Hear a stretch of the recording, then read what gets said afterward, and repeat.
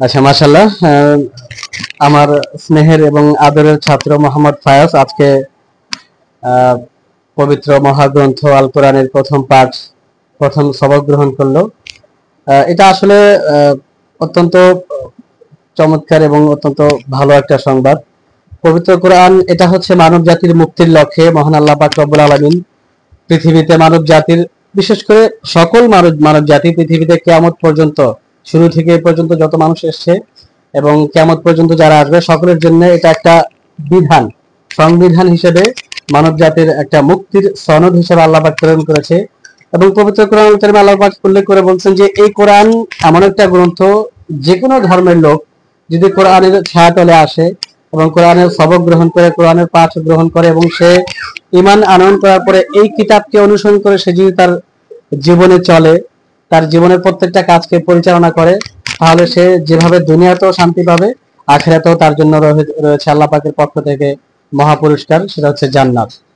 ঠিক আছে? আর আল্লাহ পাক প্রত্যেকটা মুমিনকে, প্রত্যেকটা মুসলিমকে এমন একটি জান্নাত উপহার দিবেন যে জান্নাতের তলদেশ দিয়ে রয়েছে আপনার প্রবাহমান নদী, এবং সেখানে মানুষের কোনো কষ্ট ক্লেশ আসবে না। তো আজকে অত্যন্ত বরকতপূর্ণ একটা মজলিসে আমরা অবস্থান করছি। এই মজলিসটা হচ্ছে আমার স্নেহের ছাত্র মোহাম্মদ ফায়াজ আজকে পবিত্র কোরআন কারিমের সবক গ্রহণ করলো।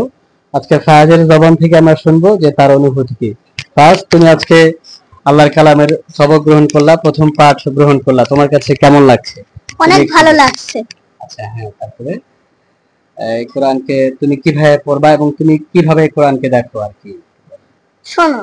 শোনেন আপনি, আমি কোরআন শরীফটাকে এইভাবে দেখাই। আচ্ছা, হ্যাঁ, কোরআনকে আমরা কোরআন কারিমের সবক গ্রহণ করলাম, তো আমাদেরকে কোরআনটা কিভাবে পড়তে হবে এবং এটাকে কিভাবে এর সম্মান প্রদর্শন করতে হবে, তুমি তোমার ভাষায় বলো। এটাকে এই যে এটাকে ভালোভাবে পড়তে হলে এটার ভাষাগুলো বুঝতে হবে, এবং এটার নিচে যে বাংলা রয়েছে সেটাকে পড়তেও পারবেন আবার নাও পড়তে পারবেন। এটাকে কোরআন কারিমকে ওজি করে ধরতে হবে। হ্যাঁ, এটাকে সম্মানের সাথে ধরতে হবে। এটা ঠিক। এবং কোরআনকে আল্লাহ পাক পাঠাইছেন সেভাবে সহি শুদ্ধ করে তেলাওয়াত করতে হবে, এবং কোরআনের তরজমায় আল্লাহ পাক কি বলেছেন সেটা পড়তে হবে, সেটা জেনে প্রত্যেকটা মুসলমানকে সে অনুযায়ী আমল করতে হবে এবং জীবন গঠন করতে হবে। ঠিক কিনা? হ্যাঁ। বলো, আল্লাহ পাক আমাদের সকলকে এই কোরআনের উপরে আমল করে জীবন অতিবাহিত করার তৌফিক দান করুন। বলো আমিন। আমিন। আমিন।